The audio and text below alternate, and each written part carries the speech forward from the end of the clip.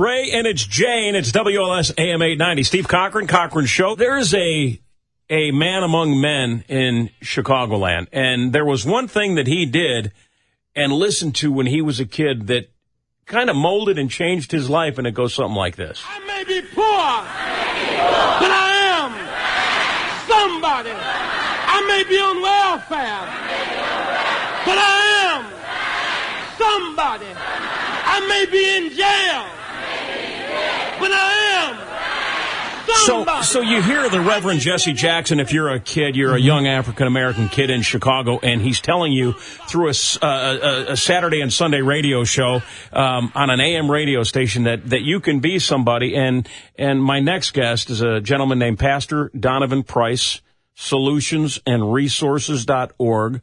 We're going to yell that from the mountaintops because this guy's philanthropy work and his ministry in Chicago is unmatched.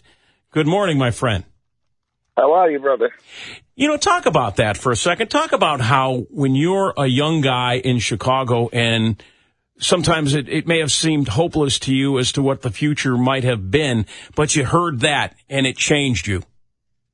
Yeah, well, you know, as a young person, especially during that time, both chronologically in terms of years, but that time in your life, the subliminal almost things that you hear are most important. And to hear that on the radio every Saturday morning, as a young person, of course, I probably don't remember anything else that happened at Operation Push or that played during that radio time they had. However, to hear, you know, going in your ear, that I am somebody, you know, no matter who I am, no matter what, that sticks with you. And it's a blessing to have had that. And of course, we need more stuff like that now. That's for sure. You know, it's amazing. Yesterday, Pastor and I were talking, and he says, you know, Ray, there's not many people that are blacker than me. And I said, well, Pastor, there's not that many people that are whiter than me. And it's funny because I say this a lot when I try to do my Doing Good in the Hood segments, is that, you know, we're all part of a solution here. And, you know, how we met is interesting, but the work that you do, and we're going to get to that in a second, but tell me what it was like for you to win the first Jesse Jackson Legacy Award. Well, I mean, it was a surprise. It's always great to be appreciated. Of course, I don't do what I do for any accolades, other than in heaven, but I thought it was great. I thought I was honored. Jesse Jackson, even in his ailing state, wants to go out on a scene with me, he said, and then just to get some recognition and think back of, you know, the legacy.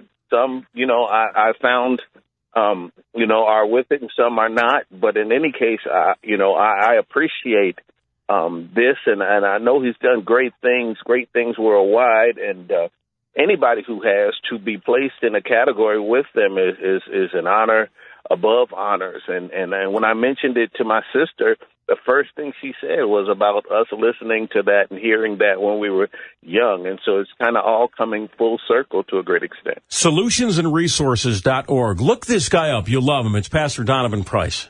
Pastor, it's so great to meet you. Thanks for joining us this morning. And I know Ray, he talks about you a lot on and off the air, and I love some of the stories that he tells me.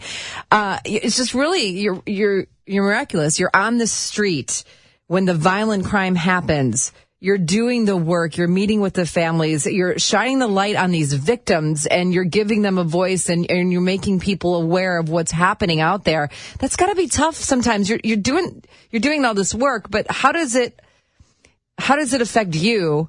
And then what makes you keep going back? Because that's tough work. Yes, ma'am.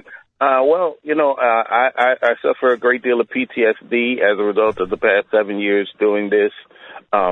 However, you know, the scars that I face are scars that are well worth the opportunity to help others from being scarred, young and old, you know, and so the work itself keeps me coming back. The fact that it's a calling from God, and God hasn't told me otherwise, so I'll continue until that happens.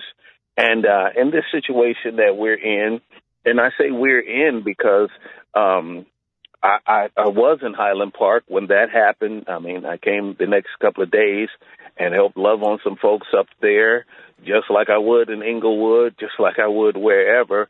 I've been a little bit of everywhere, and then everybody in their worst moments just needs somebody to understand, to help them through, even for a second, even for a moment. And I'm really blessed to be able to do that, no matter how deep the situation may get. Pastor Donovan Price is our guest. I love this guy. Pastor, when we talked the other day, we were talking about, there used to seem like there was a unwritten code that violence to children and women was off the books. You didn't do that. And since a lot of the older gang leaders have been put away, and rightly so, it seems like that has gone away. How do we break this cycle? And I know that you're also a guy that's big on accountability. Absolutely. Well, one of the things that I say in terms of breaking a cycle is people are scared, I think, or unaware, or don't believe in the possibility of one at a time. If you can just reach one kid or smile or atmosphere, bringing an atmosphere of change, bringing an atmosphere of love, bringing an atmosphere of internal growth, and how that relates to sociological and or cultural growth, those things will help. I mean, a lot of times people ask me, what are we going to do about the situation? What are we going to do about this? What are we going to do about that? And I say, do you see the way we look at each other?